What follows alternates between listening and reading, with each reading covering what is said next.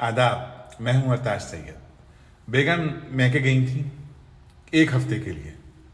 तीसरे दिन फोन आ गया उनका, कह रही मैं सोच रही हूँ कि कल चली आऊँ। मैंने क्यों क्यों क्यों भाई, क्यों कल क्यों चली आए आप?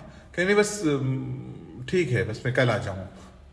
एकदम मेरे जहन में फिर ये गाना आ गया, जहाँ हो तुम वहीं रहना, खुदा का वास्ता है ये, तेरी दुनिया से घबरा कर तुझे दिल ने कहा है ये, जहाँ हो तुम।